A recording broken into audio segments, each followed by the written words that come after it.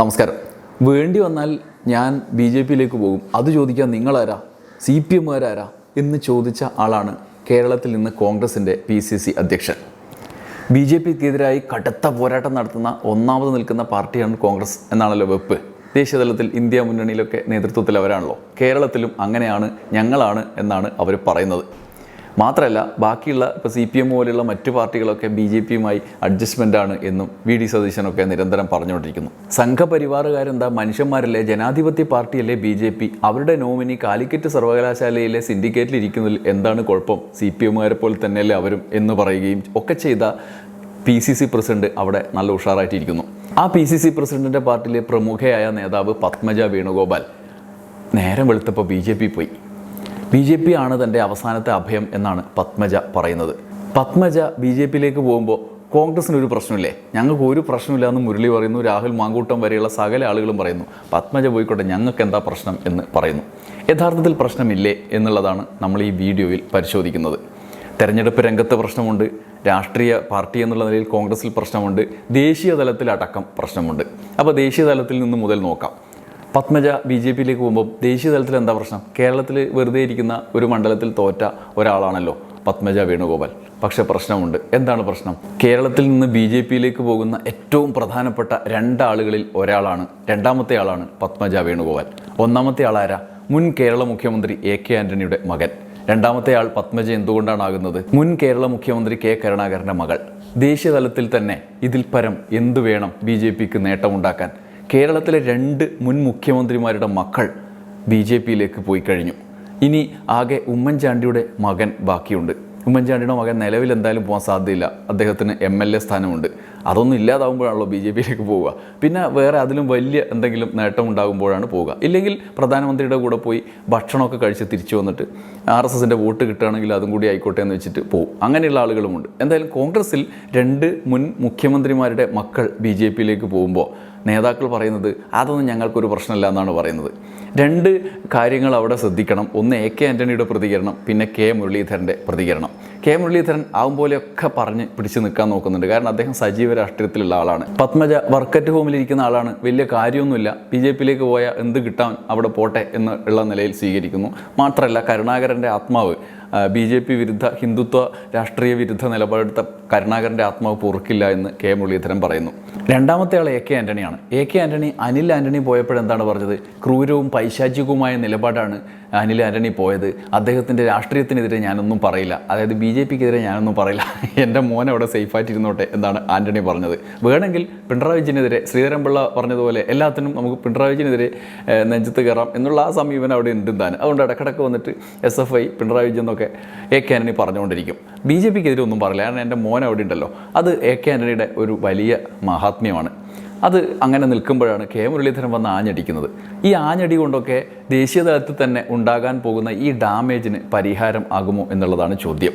തെരഞ്ഞെടുപ്പ് രംഗത്ത് വലിയ തോതിൽ മുന്നേറ്റം ഉണ്ടാക്കാൻ പോകുന്ന മണ്ഡലങ്ങളിൽ 2 എണ്ണം എന്ന് കോൺഗ്രസ് വിചാരിച്ചിരുന്നത്, ഒന്ന് വടകരയും രണ്ടാമത്തേത് തൃശ്ശൂരുമാണ്. 2ഉം സിറ്റിംഗ് സീറ്റാണ്, അതിൽ വേറെ അപ്പീലൊന്നുമില്ല. സിറ്റിംഗ് സീറ്റായ തൃശ്ശൂരിൽ പത്മജയ്ക്ക് വലിയ സ്വാധീനമുണ്ട് എന്നാണല്ലോ പറയുന്നത്. മാത്രമല്ല ആളുകളുടെ ഇടയിൽ മുഴുവൻ പത്മജയെ അറിയാം. അവർ അവിടെ നിന്ന് പലതരത്തിൽ, ഇപ്പോൾ മുകുന്ദപുരത്ത് പണ്ട് മത്സരിച്ചിട്ടുണ്ട്, ഇപ്പുറത്ത് തൃശ്ശൂരിൽ തന്നെ കഴിഞ്ഞ നിയമസഭാ തെരഞ്ഞെടുപ്പിൽ മത്സരിച്ചിട്ടുണ്ട്. അങ്ങനെ പല അനുഭവങ്ങൾ അവർക്കുണ്ട്. കഴിഞ്ഞ നിയമസഭാ തെരഞ്ഞെടുപ്പിൽ തൃശ്ശൂർ മണ്ഡലത്തിൽ ചെറിയ വോട്ടിന് ആണ് P ബാലേന്ദ്രനോട് തോറ്റതും. മുകുന്ദപുരം കോൺഗ്രസിൻ്റെ സ്വന്തം കൊത്തളമായിരുന്ന മുകുന്ദപുരം പത്മജ മത്സരിച്ചതോടുകൂടി അങ്ങ് കൈവിട്ടുപോയി, പിന്നെ തിരിച്ചെടുത്തു.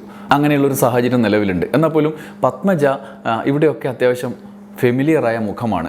ലോക്സഭാ തെരഞ്ഞെടുപ്പിലേക്ക് പോകുമ്പോൾ തൃശ്ശൂരിൽ VS സുനിൽകുമാറും സുരേഷ് ഗോപിയും TN പ്രതാപനും മത്സരിക്കുമ്പോൾ VS സുനിൽകുമാർ പ്രത്യേകിച്ചും BJP വിരുദ്ധ നിലപാടിൽ ആഞ്ഞടിച്ചുകൊണ്ട് പ്രചാരണ രംഗത്ത് നിൽക്കുമ്പോൾ ആരാണ് യഥാർത്ഥ BJP വിരുദ്ധ ചാമ്പ്യൻ എന്ന ചോദ്യം കേരള രാഷ്ട്രീയത്തിലെ തന്നെ പ്രധാനപ്പെട്ട ചോദ്യമായി നിൽക്കുമ്പോൾ തൃശ്ശൂരിൽ പത്മജയുടെ ഈ പോക്ക് സ്വാധീനം ചെലുത്തും എന്നുള്ളത് ഒരു രാഷ്ട്രീയ വസ്തുതയാണ്.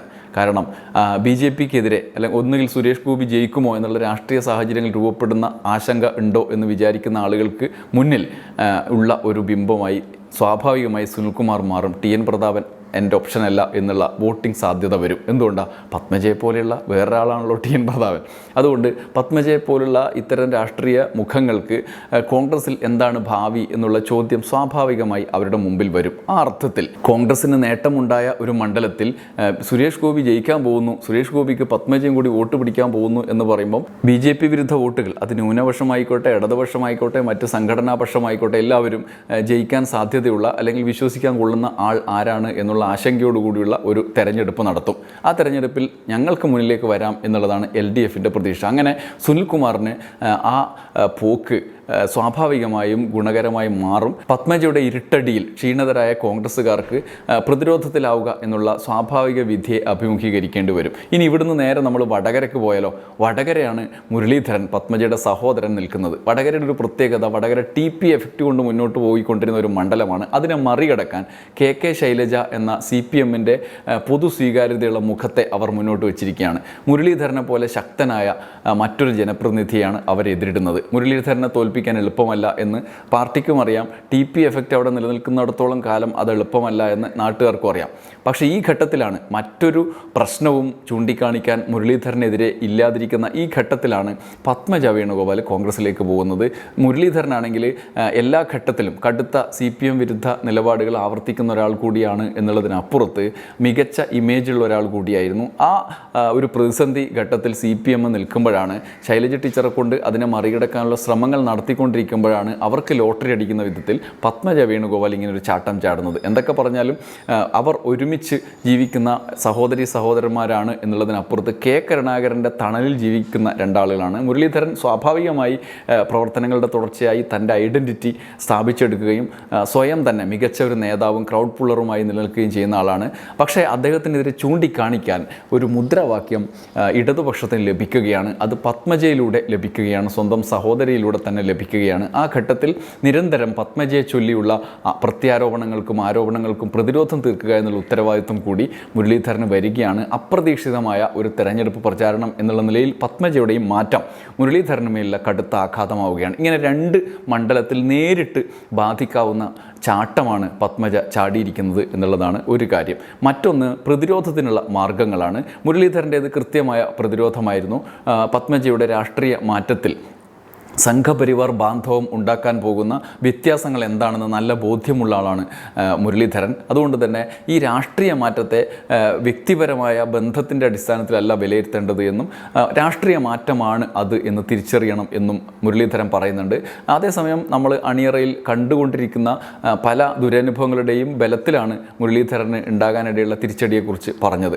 എന്തായാലും മുരളീധരൻ അങ്ങനെ കൃത്യമായി പറയുമ്പോൾ തന്നെ പാർട്ടിക്കകത്ത് മറ്റു ചില ആളുകൾ ആ തരത്തിലല്ല പ്രതികരിക്കുന്നു. ഉദാഹരണത്തിന് പ്രധാനമന്ത്രിയുടെ വിരുന്നിൽ പങ്കെടുത്ത് പ്രധാനമന്ത്രി ഗംഭീര കക്ഷിയാണ് എന്ന് നിരന്തരം പറഞ്ഞുകൊണ്ടിരുന്ന CPM നിരന്തരം അറ്റാക്ക് ചെയ്യുന്ന NK പ്രേമേന്ദ്രൻ്റെ മണ്ഡലത്തിലെ സ്ഥിതി ആലോചിച്ച് നോക്കുക. NK പ്രേമേന്ദ്രൻ്റെ മണ്ഡലത്തിൽ കോൺഗ്രസ്സുകാർ അടുത്ത ഒരു പ്രതിരോധം തീർക്കേണ്ട സാഹചര്യമാണ് പത്മജ വേണുഗോപാൽ ഉണ്ടാക്കിയിരിക്കുന്നത്.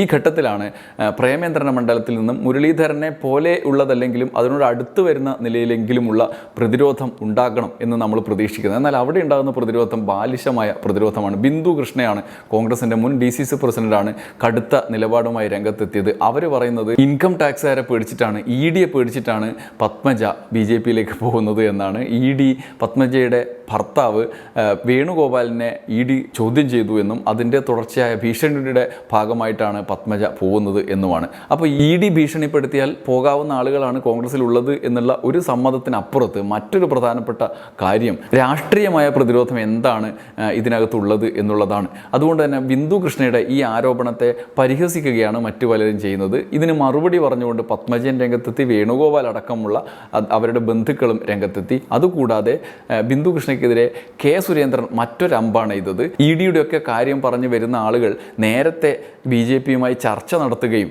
എന്നാൽ ആ ചർച്ച ഫലവത്താകാത്ത സാഹചര്യം രൂപപ്പെടുകയും ചെയ്തതാണ് എന്നാണ് ബിന്ദു കൃഷ്ണയെ പരോക്ഷമായി വിമർശിച്ചുകൊണ്ട് K സുരേന്ദ്രൻ പറയുന്നത്. അതായത് അതിൻ്റെ മലയാളം എന്ന് വെച്ചാൽ ബിന്ദു കൃഷ്ണ ഞങ്ങളായിട്ട് ചർച്ച നടത്തിയാണ്, അതായത് തീരുമാനത്തിൽ ഡീലാവാത്തതുകൊണ്ട് മാത്രം അവർ BJPയിലേക്ക് വരാത്തതെന്നാണ് K സുരേന്ദ്രൻ പറയുന്നത്. മറ്റൊന്ന് ശോഭാ സുരേന്ദ്രൻ നടത്തിയ പ്രതികരണമാണ്. അത് K മുരളീധരനെ കുറിച്ചാണ്. K മുരളീധരൻ പത്മജയെക്കുറിച്ച് പറഞ്ഞതിനുള്ള മറുപടിയായിട്ടാണ് ശോഭാ ശോഭാ സുരേന്ദ്രൻ പറഞ്ഞത്. കടുപ്പിച്ചൊന്നും പറയുന്നില്ല, ഭാവിയിൽ BJPക്ക് വേണ്ട ആൾക്കാരാണ്, അതുകൊണ്ട് ഇപ്പോൾ കടുപ്പിച്ചൊന്നും പറയുന്നില്ല എന്നാണ് ശോഭാ സുരേന്ദ്രൻ പറയുന്നത്. ഇങ്ങനെ ഒരു രാഷ്ട്രീയ സാഹചര്യമാണ് നിലവിലുള്ളത്. ഇതും കഴിഞ്ഞാണ് ഇനി കേരളത്തിലെ മറ്റ് നേതാക്കളുടെ പ്രതികരണങ്ങൾ വരുന്നത്. രാഹുൽ മാങ്കൂട്ടത്തെ പോലെയുള്ളവർ വളരെ പുച്ഛത്തോടുകൂടി പത്മജ വേണുഗോപാലിനെ തള്ളിക്കളയുന്നുണ്ട്. മുകുന്ദപുരത്ത് പോലും തോറ്റ ആളാണ് പത്മജ. കോൺഗ്രസിൻ്റെ കോട്ടകൊത്തളങ്ങളിൽ തോൽക്കാൻ മാത്രം ജനപ്രീതിയുള്ള ആൾ BJP പോയിട്ട് എന്താക്കാനാണെന്നാണ് രാഹുൽ മാങ്കൂട്ടത്തെ പോലുള്ള ആളുകൾ ചോദിക്കുന്നത്. എന്തായാലും ഒരു ദുരന്തം എന്താണെന്ന് വെച്ചാൽ രാഹുൽ മാങ്കൂട്ടമൊക്കെ കേരള സർക്കാരിനെതിരെ സെക്രട്ടേറിയറ്റിന് മുന്നിൽ നിരാഹാരം കിടക്കുന്ന ദിവസങ്ങളിലാണ് പത്മജ വേണുഗോപാൽ അങ്ങോട്ട് പോകുന്നത്. മാധ്യമങ്ങളൊക്കെ ഇവർക്ക് മുന്നിലേക്ക് പോകുന്നത് തന്നെ ഈ സമരത്തെക്കുറിച്ച് നിരാഹാരം എന്തായി ഭക്ഷണം കഴിക്കുന്നുണ്ടോ എന്ന് ചോദിക്കാനല്ല, പത്മജ BJPയിലേക്ക് പോയി നിങ്ങൾ പോകുന്നുണ്ടോ അല്ലെങ്കിൽ നിങ്ങൾക്ക് എന്താ പ്രതികരിക്കാനുള്ളത് എന്നൊക്കെ ചോദിച്ചിട്ടാണ്. അവർ നിരന്തരം സമരം ചെയ്യുന്നു. ഷിയാസ് ഒരു സൈഡിൽ മൃതദേഹം വലിച്ച് റോട്ടിലേക്ക് ഇറങ്ങുന്നു, VD സച്ചിൻ ഡൽഹിയിൽ പോയി സ്ഥാനാർത്ഥി പട്ടിക ഉണ്ടാക്കുന്നു, രാഹുൽ മാങ്കൂട്ടം നിരാഹാരം കിടക്കുന്നു. ഈ ഒരു ഘട്ടത്തിൽ രാഷ്ട്രീയമായി പ്രതിരോധത്തിലാകേണ്ട ദൗർഭാഗ്യ സാഹചര്യമാണ് കോൺഗ്രസിനുള്ളത് എന്നുള്ളതാണ് പത്മജയുടെ BJPയിലേക്കുള്ള ചാട്ടത്തിൻ്റെ ഫലം. അങ്ങനെ ഒരു രാഷ്ട്രീയ സാഹചര്യം അവർ പ്രതീക്ഷിച്ചതല്ല. പ്രത്യേകിച്ച് ഇലക്ഷൻ പടിവാതിൽക്കൽ നിൽക്കുകയാണ്. ഇനി സ്ഥാനാർത്ഥി പട്ടിക വരുമ്പോൾ അടുത്ത പ്രതിരോധം തീർക്കേണ്ട സാഹചര്യം ഉണ്ടാകുമോ? പത്മജ വേണുഗോപാൽ BJPയിലേക്ക് പോയതിനു ശേഷം ഇനി എന്തെല്ലാം ആരോപണങ്ങളാണ് ഉന്നയിക്കാൻ പോകുന്നത് മുതലായി നിരവധി ചോദ്യങ്ങൾ അവർക്ക് മുന്നിൽ ഇങ്ങനെ ഡെമോക്ലസിൻ്റെ വാൾ പോലെ നിൽക്കുകയാണ്. ഈ ഘട്ടത്തിൽ തങ്ങളുടെ സമരത്തിന് ഫലമുണ്ടാകുന്നതിനപ്പുറത്ത് എന്താണ് തെരഞ്ഞെടുപ്പിൽ പ്രധാനമായി ഉന്നയിക്കേണ്ടത് എന്നതിനുള്ള ഏകീകരിച്ചൊരു രൂപം പോലും കോൺഗ്രസ് ഉണ്ടാക്കിയിട്ടില്ല. അതുപോലും ആലോചിക്കുന്നതിന് മുമ്പാണ് അതിനെപ്പോലും കുഴപ്പത്തിലാക്കുന്ന വിധത്തിലാണ് പത്മജയുടെ പോക്ക്. മാത്രമല്ല, സാമ്പത്തിക പ്രതിസന്ധിയെ പ്രധാന മുദ്രാവാക്യമായി ഉയർത്തിക്കൊണ്ടുവരുമ്പോൾ സുപ്രീം കോടതിയിൽ നിന്ന് കേരള സംസ്ഥാന സർക്കാരിൻ്റെ വാദം ശരിയാണ് എന്ന് വിലയിരുത്തുന്ന വിധം ഒരു വിധിയും അല്ലെങ്കിൽ ഒരു നിർദ്ദേശവും കേന്ദ്രത്തിന് പോവുകയാണ്. കടമെടുക്കാനുള്ള പരിധി നീട്ടിക്കൊണ്ടുള്ള കാര്യം, ഇങ്ങനെ പലവിധമായി കേരളത്തെ സാമ്പത്തികമായി ഞെരുക്കുന്നു എന്ന കേരളത്തിൻ്റെ വാദം ശരിവെക്കും വിധത്തിൽ കോടതി നിലപാടും കൂടി വരുന്നു. ഈ ഘട്ടത്തിലാണ് കോൺഗ്രസ് എന്താണ് രാഷ്ട്രീയ മുദ്രാവാക്യം എന്ന് വ്യക്തത വരുത്തി മുന്നോട്ട് പോകുന്നതിന് പകരം ഈ പത്മജ വേണുഗോപാലിന് പ്രതിരോധം തീർക്കേണ്ട സാഹചര്യത്തിലേക്ക് എത്തിപ്പെടുന്നത്. ഇനി അങ്ങോട്ട് സ്ഥാനാർത്ഥി പ്രഖ്യാപനത്തിന് ശേഷമുള്ള മുന്നേറ്റത്തെക്കുറിച്ചാണ് അവർക്ക് ആലോചിക്കാനുള്ളത്. എന്തായാലും കോൺഗ്രസ് പ്രധാനമായി നേരിടേണ്ടി വരുന്ന ചോദ്യം, നിങ്ങൾ ജയിപ്പിച്ചാൽ നിങ്ങൾ BJPയിലേക്ക് പോവില്ല എന്നുള്ളതിന് എന്താണ് ഉറപ്പ് എന്നുള്ള ചോദ്യമാണ്. ആ ചോദ്യത്തെ നേരിടാൻ മുരളീധരനെ പോലെ ഫലവത്തായ മാർഗ്ഗങ്ങൾ പയറ്റാൻ കഴിയുമോ? മാത്രമല്ല, മുരളിയെപ്പോലുള്ള ആളുകൾക്കും എത്ര ദിവസം ഇങ്ങനെ ഇതും പറഞ്ഞ് മുന്നോട്ട് പോകാൻ കഴിയും മുതലായ ചോദ്യങ്ങളുണ്ട്. മുരളീധരനൊക്കെ കെ കരുണാകരന് നൽകിയ പരിഗണന, പാർട്ടി കെ കരുണാകരന് നൽകിയ പരിഗണന, ഇതൊക്കെ മുൻനിർത്തിക്കൊണ്ടാണ് പത്മജ തിരിച്ച് അറ്റാക്ക് ചെയ്യുന്നത്. ഇന്ന് വരെ പേര് പറയാൻ ഞാൻ തയ്യാറില്ല, നാളെ വേണ്ടിയെന്നാൽ അതും പറയും എന്നും പത്മജ പറയുന്നുണ്ട്. അതുകൊണ്ട് വരും ദിവസങ്ങളിൽ രാഷ്ട്രീയമായി വലിയ പൊട്ടിത്തെറികൾക്കുള്ള സാധ്യതയുണ്ട്. എന്തൊക്കെയാണ് പത്മജയ്ക്ക് മുന്നിലുള്ള ഡിമാൻഡുകൾ എന്നുള്ള കാര്യം കൂടി വാർത്തകളായി ഇനി പുറത്തേക്ക് വരേണ്ടതുണ്ട്. ഈ സാഹചര്യത്തിൽ കോൺഗ്രസിൻ്റെ പ്രതിരോധം ഈ മട്ടിൽ മുന്നോട്ട് പോയാൽ എത്ര നാൾ നിലനിൽക്കും, അതിന് ഫലമുണ്ടാകുമോ എന്നുള്ള ചോദ്യമാണ് ബാക്കിയാവുന്നത്. ബാക്കി പത്മജ BJPയിൽ എത്തിക്കഴിഞ്ഞതിന് ശേഷം കാണാം. നന്ദി, നമസ്കാരം.